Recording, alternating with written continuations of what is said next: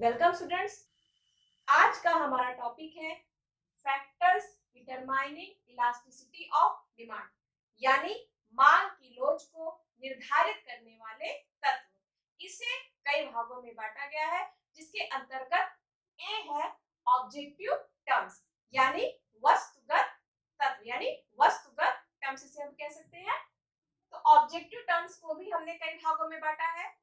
इसके अंतर्गत objective terms के अंतर्गत नंबर 1 पर है नेचर ऑफ कमोडिटी, यानी वस्तु की प्रकृति, यानी जिस वस्तु का हम उपभोग कर रहे हैं उस वस्तु की प्रकृति कैसी है, इसके आधार पर भी मांग की लोच का निर्धारण होता है। अब इसे भी कई भागों में बांटा गया है। इसे वस्तुओं के अंतर्गत वस्तुएं 3 तरह की होती है, जैसे नंबर 1 पर है नेसेसरी, लग्जरियस एंड कंफर्ट।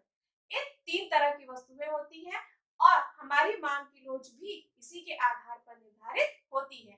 तो अब हम ये देखते हैं, जैसे नंबर 1 पर है नेसेसरी गुड्स, यानी आवश्यक वस्तुएं। तो आवश्यक वस्तुओं के संबंध में हम ये जानते हैं कि आवश्यक वस्तुओं के बिना हम जीवन यापन नहीं कर सकते। आवश्यक वस्तुओं की मांग की लोच कैसी होती है? आवश्यक वस्तुओं की मांग की लोच इनइलास्टिक होती है, यानी बेलोचदार होती है। यानी इसका अर्थ है कि आवश्यक वस्तुओं की कीमतें कितनी भी बढ़ जाए, लेकिन मांग पर इसका कोई खास असर नहीं पड़ता।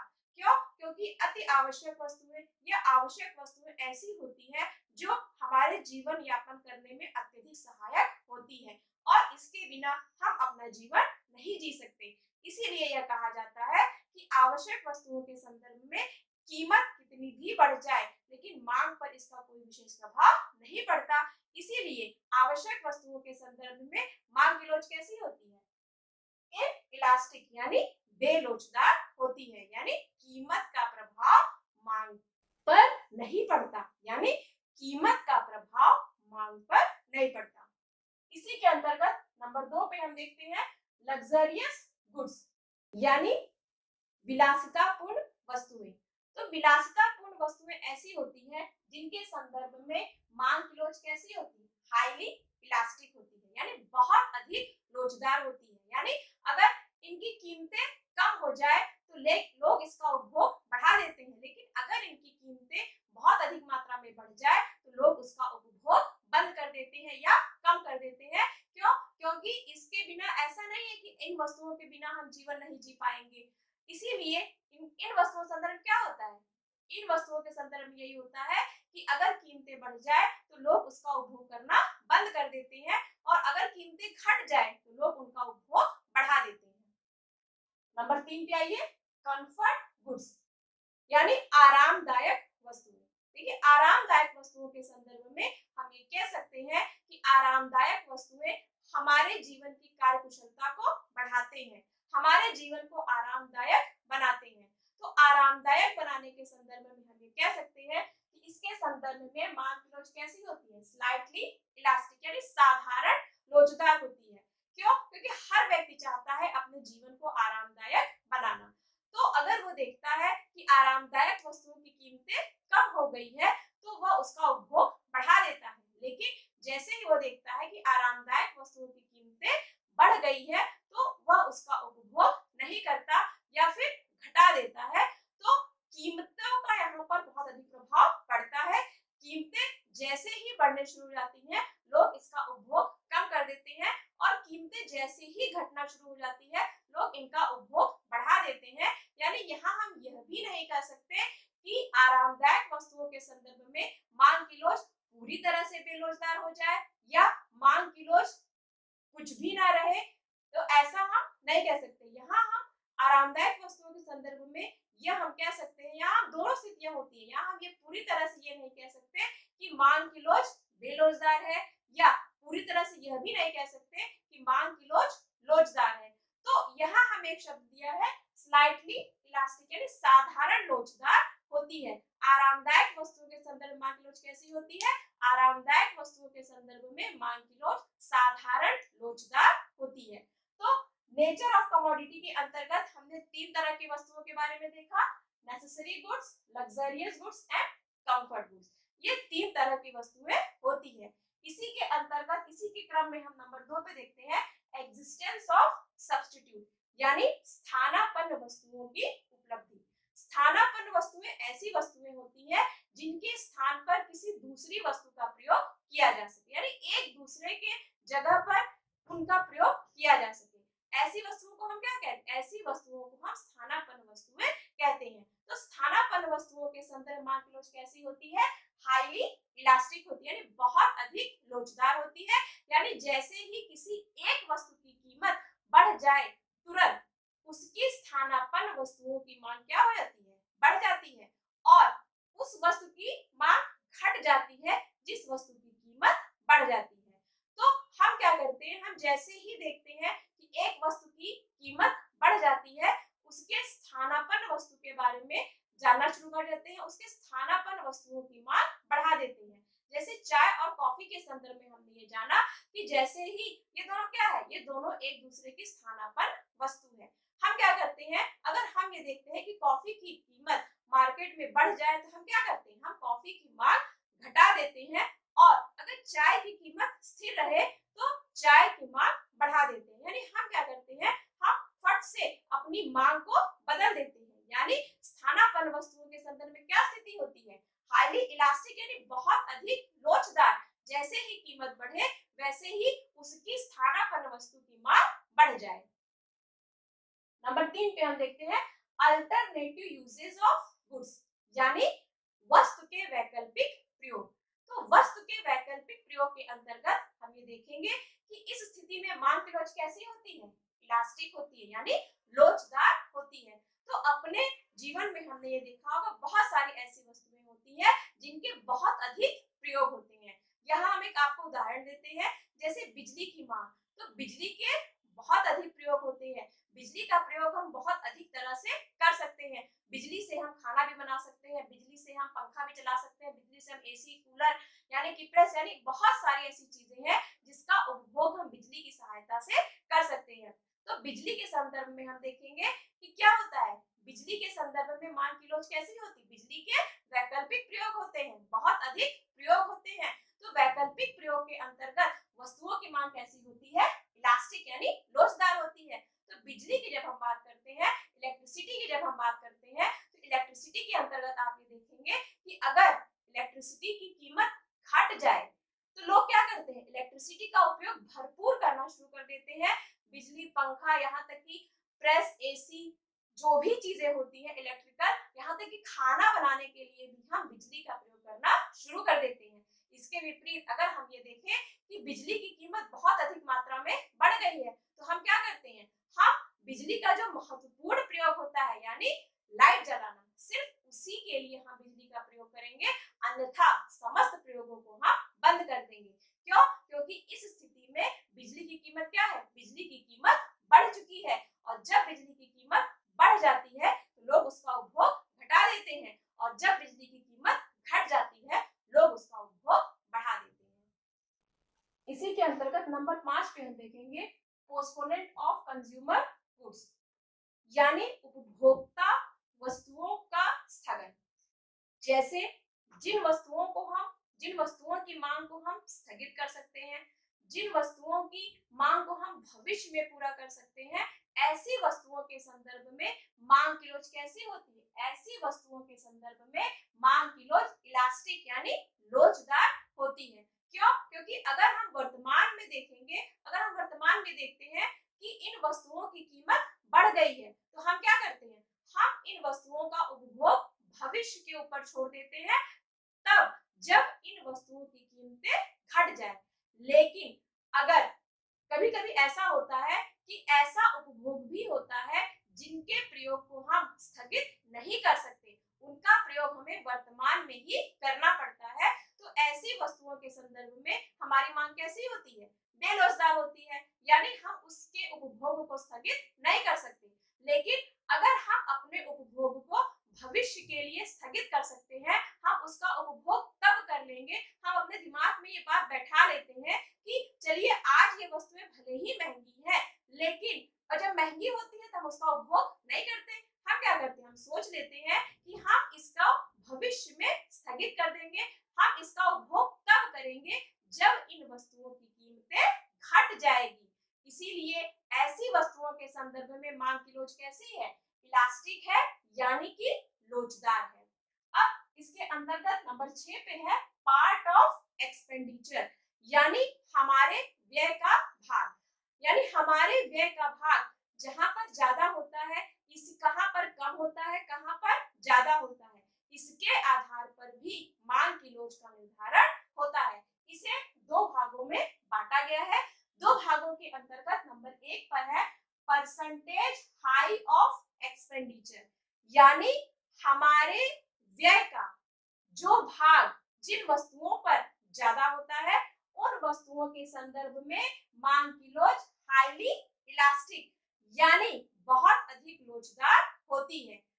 और दूसरी स्थिति कैसी है, दूसरी स्थिति है परसेंटेज लो ऑफ एक्सपेंडिचर, यानी हमारे व्यय के अंतर्गत जिन वस्तुओं पर हम कम खर्च करते हैं, जिन वस्तुओं पर हम अपने व्यय का कम प्रतिशत खर्च करते हैं, उन वस्तुओं के संदर्भ में मांग की लोच कैसी होती है, इनइलास्टिक, यानी कि बेलोचदार होती है।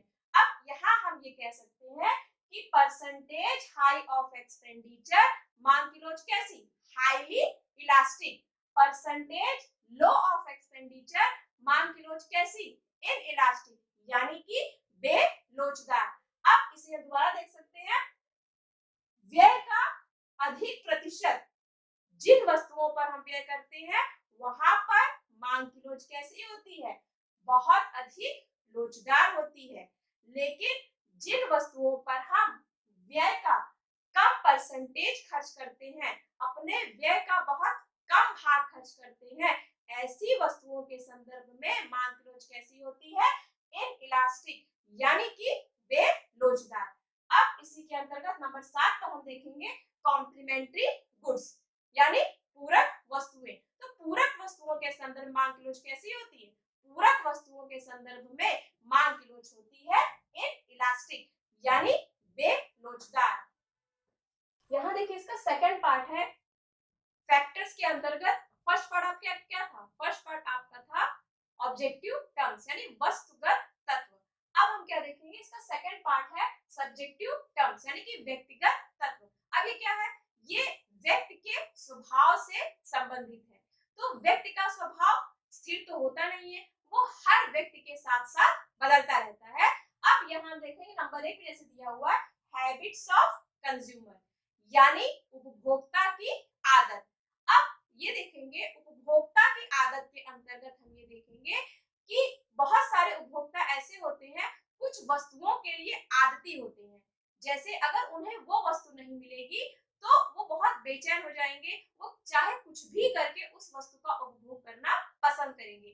तो आदतों के अंतर्गत जैसे बहुत सारे लोगों की आदत होती है शराब पीना, तो शराब की मांग कैसी होती है, शराब के अंतर्गत मांग होगी बेलोचदार, यानी शराब की कीमत कितनी भी बढ़ जाए, लेकिन अगर वह उपभोक्ता शराब पीने का आदती है तो उसकी आदत पर बढ़ने वाली कीमत का कोई प्रभाव नहीं पड़ेगा। वह व्यक्ति अपनी आदत के अनुसार उस बढ़ी हुई कीमत पर भी शराब को पीना पसंद करेगा। क्यों? क्योंकि शराब पीना उसकी आदत है। तो आदतों के अंतर्गत हमारा स्वभाव यानी अगर हमारी आदत किसी वस्तु को लेकर बहुत खराब है, हम क्या करेंगे, उस वस्तु की कीमत कितनी भी बढ़ जाए लेकिन हम उस वस्तु का उपभोग जारी रखेंगे। तो जैसे नंबर 1 पर दिया गया हैबिट्स ऑफ कंज्यूमर, यानी उपभोक्ता की आदत।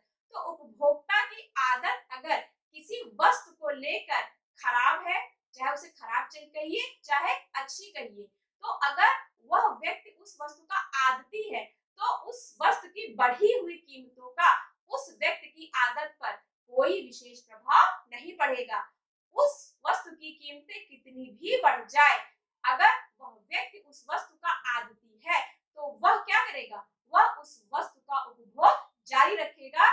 उसकी आदत पर उस वस्तु की बढ़ी हुई कीमतों का कोई विशेष प्रभाव नहीं पड़ेगा। इसीलिए हम देखते हैं कि हैबिट्स ऑफ कंज्यूमर्स के अंतर्गत हम ये देखते हैं कि मांग की लोच कैसी होती है, मांग की लोच बेलोचदार होती है। क्यों? क्योंकि यहाँ पर व्यक्ति की आदतों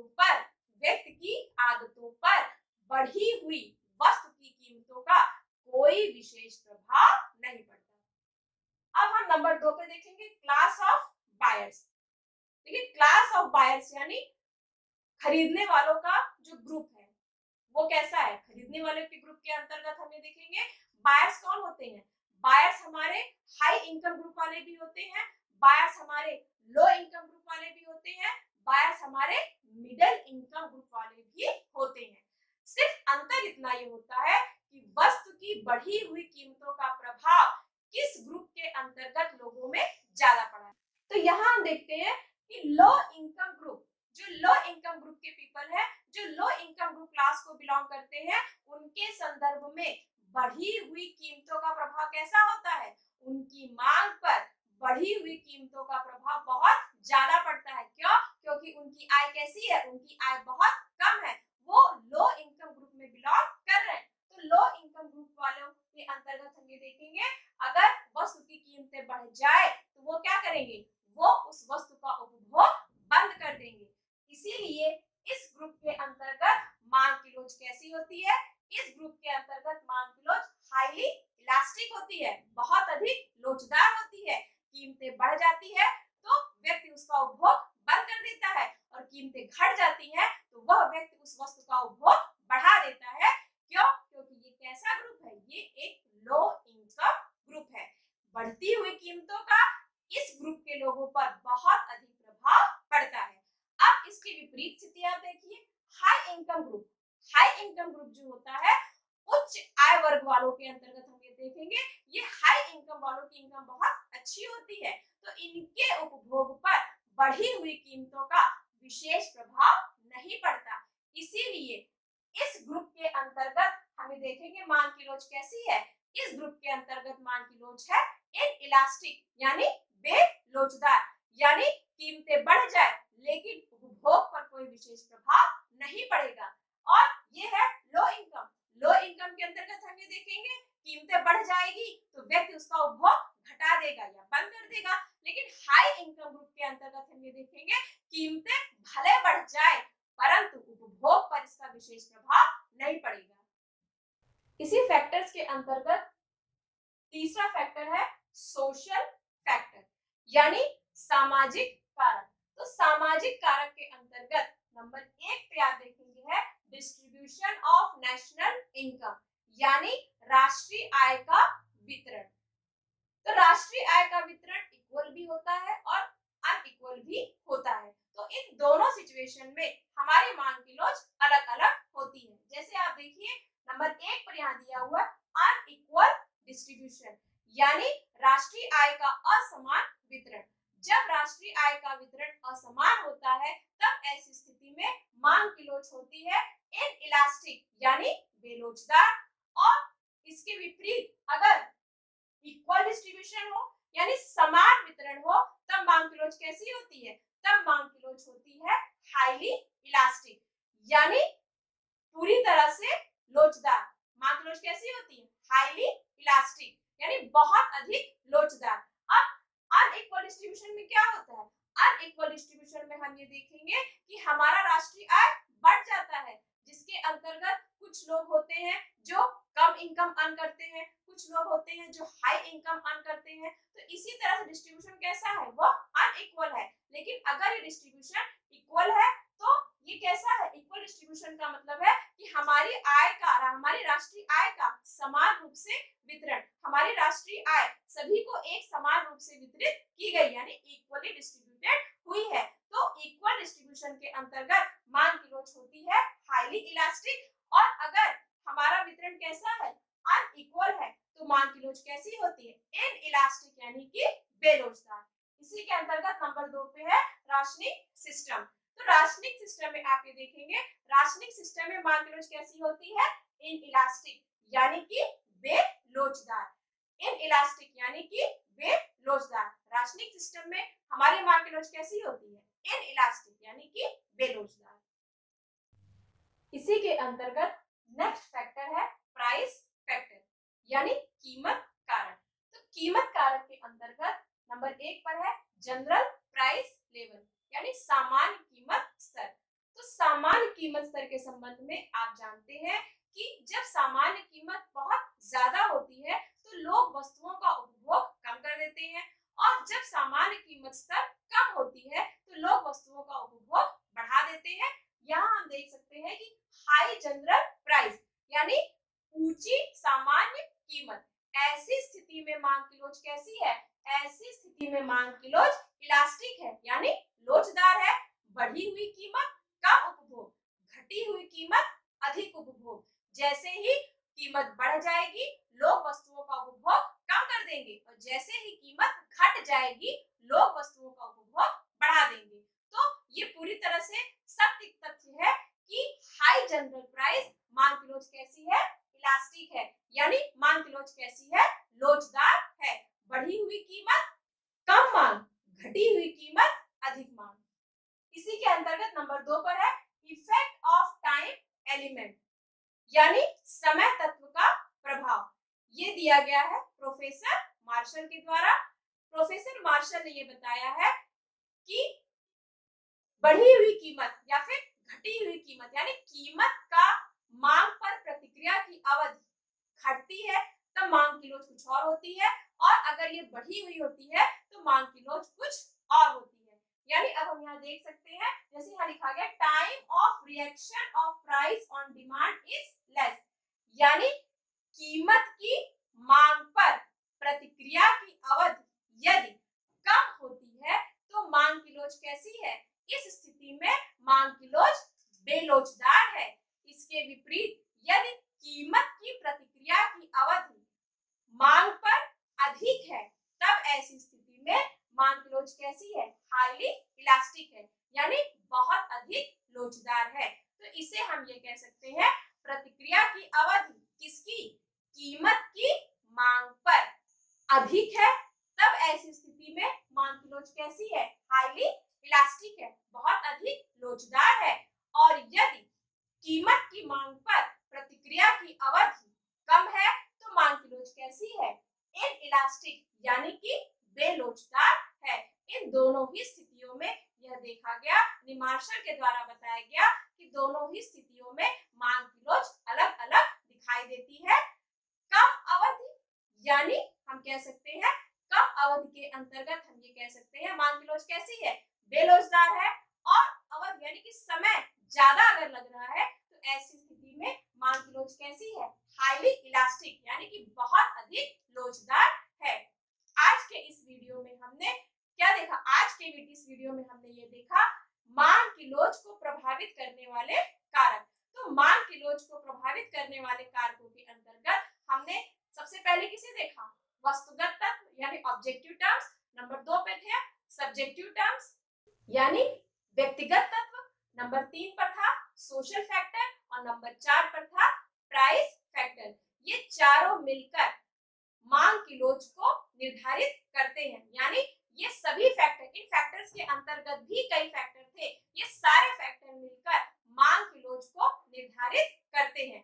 किसी भी वस्तु की मांग की लोच लोचदार होगी या बेलोचदार होगी, ये सभी कुछ निर्धारित होता है इन सभी फैक्टर्स के अंतर्गत। ये सभी फैक्टर्स मिलकर मांग की लोच को निर्धारित करते हैं, जिसमें नंबर 1 पर है फर्स्ट है ऑब्जेक्टिव टर्म्स, सेकंड है सब्जेक्टिव टर्म, थर्ड है सोशल फैक्टर, और नंबर 4 पर है प्राइस